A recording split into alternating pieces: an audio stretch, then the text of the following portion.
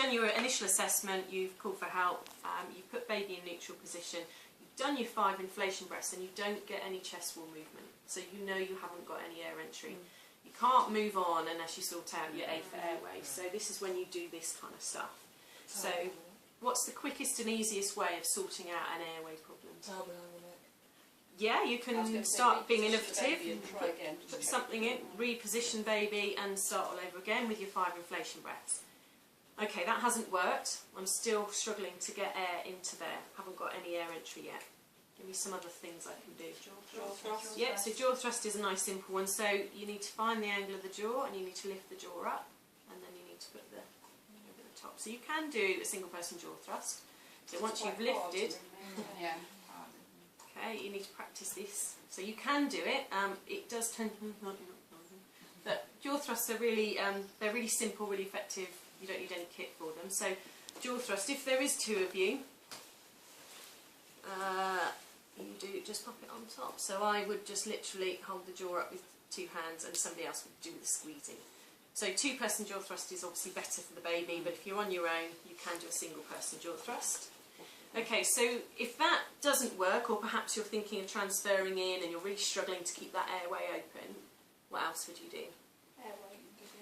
Yeah, so then you're onto these last 2 bits and bobs. So you're thinking, I'm still not getting air entry, for example, and you think about having a look-see, proper look-see.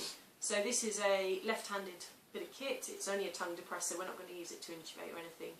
And you're literally just sweeping it. So again, have a practice. You either sweep it across and down, or you go straight up, sort of down, depending on what your technique is. And you're literally pushing the tongue down, having a look at seeing where the tonsils are. If there's something including the airway, you then suction under direct vision, and then if you're then clear, you can take that out and just carry on with your resusc. If you then think you want to put a Goodell down because you're transferring in, for example, or you're worried about there's something wrong with the baby's cleft lip palate, anything like that, so you want to put a Goodell in, you size it up properly first. So you're either going from the corner of the jaw to the earlobe, or more sensibly, because it's how it's going to sit in the mouth, if you go from the middle of the chin to the corner of the jaw where you've done your jaw thrust, that gives you the right size Goodell. And again, they say there's 2 ways of doing it. If you haven't got a laryngoscope, you need to make sure you depress the tongue and then slide it in over the top.